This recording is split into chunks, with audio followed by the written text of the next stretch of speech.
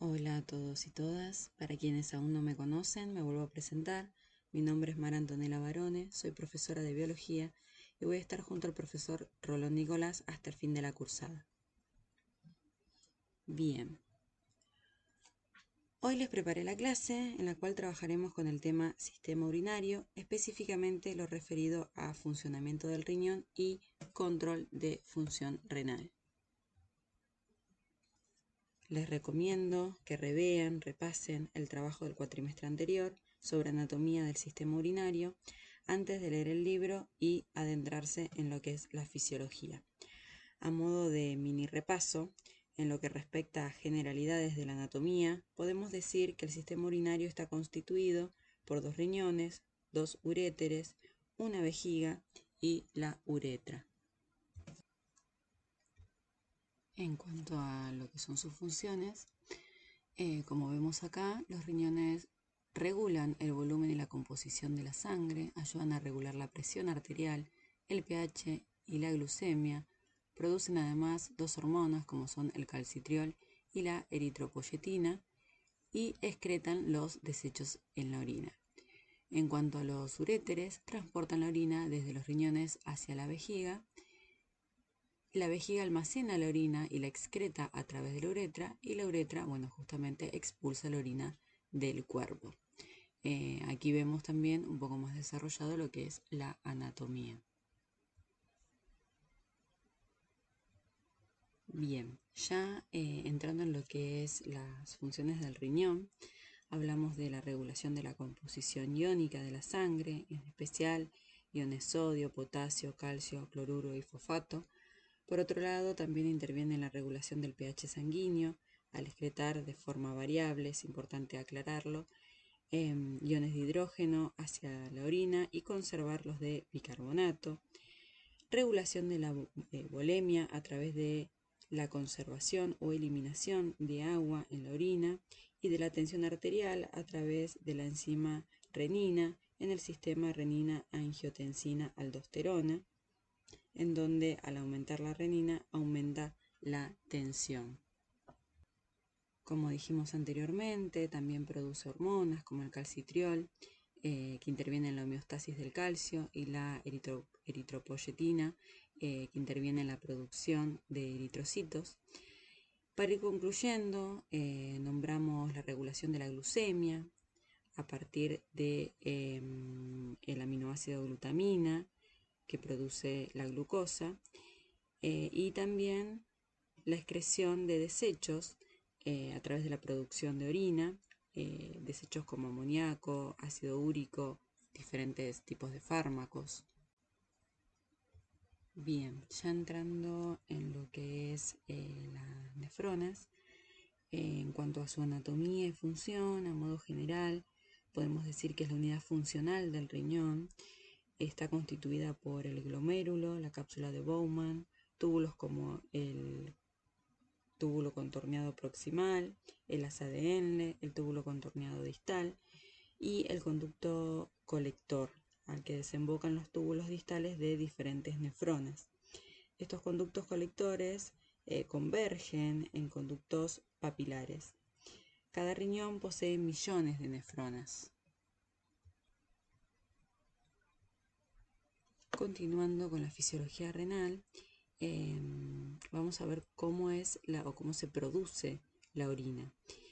Para esto se suceden 3 procesos básicos, que son la filtración glomerular, la reabsorción tubular y la secreción tubular.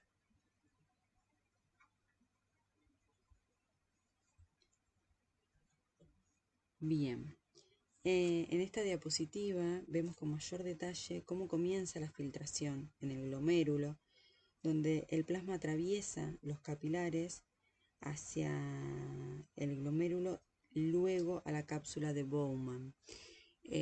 Así comienza lo que es el proceso de filtración glomerular, en donde el agua, la mayor parte de los solutos del plasma, se filtran. Después pasamos, como vemos en el punto número 2, a la reabsorción tubular, donde una vez filtrado el líquido fluye a través de túbulos, donde se reabsorbe cerca del 99% del agua y los diferentes solutos. estos regresan a la sangre. Hablamos de reabsorción ya que regresan las sustancias. Por último, en el punto número 3, vemos la secreción tubular, el último de los procesos. En el caso de este proceso, las células tubulares secretan desechos desde la sangre que circula por los capilares peritubulares hacia, nuevamente, los túbulos renales, para luego pasar al túbulo colector y a los conductos papilares para finalmente ser excretada. Decimos entonces que este proceso elimina sustancias de la sangre. Continuando con lo que es la filtración, podemos definirla como el uso de presión que obliga tanto a líquidos como a solutos a atravesar una membrana. Esto sucede en capilares de todo el cuerpo, pero se da de una manera mucho más amplia en este sistema y es debido a las 3 razones que aquí nombramos. Primero, la gran superficie de los capilares de los glomérulos, ya que son largos y extensos, y esto también varía por la regulación de células mesangiales. Después también hablamos de la porosidad y delgadez de la membrana de filtración. Y por último, lo que refiere a la alta presión glomerular. Esto se relaciona con el diámetro de la arteriola eferente, que es menor que el de la aferente, y esto hace que la resistencia al flujo sanguíneo fuera del glomérulo sea elevada. Continuando con lo que es la presión de la filtración, podemos decir que hay 3 presiones principales. La primera es la presión hidrostática de la sangre glomerular. Y en este caso promueve la filtración, forzando la salida de agua y solutos del plasma a través de la membrana de filtración. Por otro lado tenemos la presión hidrostática capsular. En este caso se opone a la filtración y se da por la presión que se ejerce contra la membrana de filtración por el líquido que se encuentra entre el espacio capsular y el túbulo renal. Para terminar, vamos a nombrar la presión osmótica coloidal de la sangre. En este caso intervienen proteínas como la albúmina, globulinas, entre otros, y este tipo de presión se opone también a la filtración. Pasamos ahora a lo que es la tasa de filtración. En este caso, para definirlo, podemos decir que es la cantidad de filtrado en todos los corpúsculos renales de ambos riñones por minuto. Debe ser constante, ya que pensemos que si es muy alta, pueden pasar diferentes sustancias muy rápido y no llegar a reabsorberse aquellas que sean importantes y se pueden perder con la orina. Pero también, si es muy bajo, lo que puede pasar es que se reabsorban productos que en realidad deberían ser excretados. Por eso es de gran importancia para lo que es la homeostasis de líquidos en el cuerpo. Los mecanismos de filtración actúan a través del flujo sanguíneo dentro y fuera del glomérulo, y también mediante la alteración de la superficie de los capilares para la filtración. En este caso hablamos de 3 mecanismos que la controlan, que es la autorregulación renal, la regulación neural y la regulación hormonal. Pasamos ahora a la reabsorción y secreción tubular. Recordamos que la reabsorción es el proceso por el cual tanto agua como solutos filtrados retoman a la corriente sanguínea. Primero analizaremos las vías de reabsorción. Estas pueden ser la reabsorción paracelular, que se da entre células tubulares adyacentes, o transcelular a través de una célula tubular.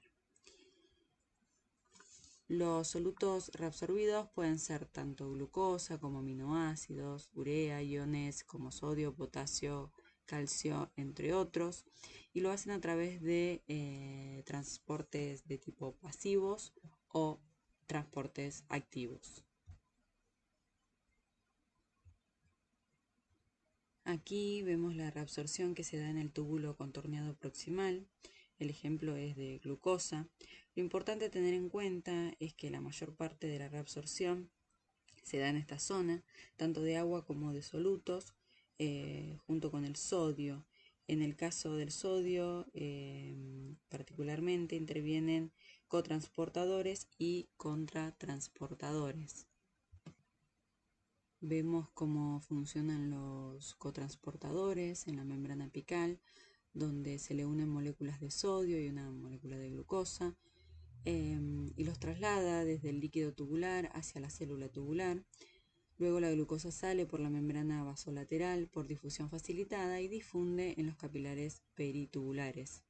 Lo mismo sucede con sulfato, fosfato, etc. De una manera similar actúan los contratransportadores.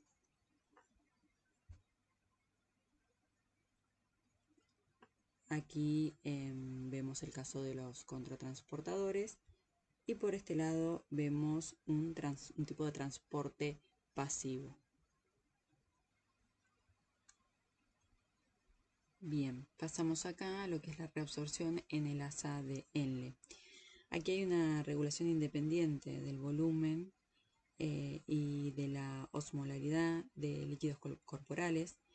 Intervienen también cotransportadores. Una parte de agua se reabsorbe en la rama descendente del asa de Henle, pero poco o nada en la rama ascendente, ya que aquí las membranas apicales son impermeables al agua, aunque sí se reabsorben iones. Bien, para ir finalizando, pasamos ahora a la reabsorción y secreción en el túbulo contorneado distal y ya lo que es el túbulo colector. También intervienen transportadores de tipo cotransportadores y contratransportadores, y la reabsorción y secreción varía de acuerdo a lo que son las necesidades corporales. Pasamos ahora a la regulación hormonal de la reabsorción y la secreción tubular. En ese caso decimos que son 5 las hormonas que intervienen en este proceso, y específicamente a través del sistema renina, angiotensina, aldosterona, que interviene cuando hay una disminución del volumen y de la presión de la sangre. También lo que es la hormona antidiurética, que vemos en el ejemplo de la diapositiva, el péptido natriurético atrial, que se activa al aumentar la volemia, y la hormona paratiroidea, que se activa al haber una disminución de la calcemia. Es decir, ante diferentes estímulos actúan generando diferentes respuestas que influyen directamente en estos procesos. Bueno, pasamos a la última etapa de estos procesos, que es justamente la producción de orina. Esta puede ser diluida o concentrada, y esto es regulado por la hormona antidiurética. En el caso de la orina diluida, se da a partir de diferentes mecanismos que disminuyen lo que es la osmolaridad y deja hasta 4 veces más diluido el líquido tubular que el plasma o el filtrado glomerular. Esto se da dentro de parámetros de consumos adecuados a elevados de agua.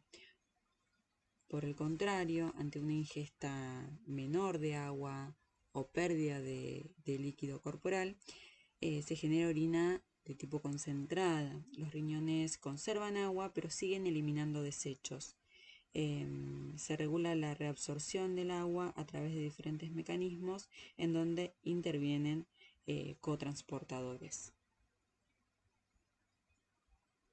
Para ir concluyendo con la clase, acá está un resumen que es muy interesante.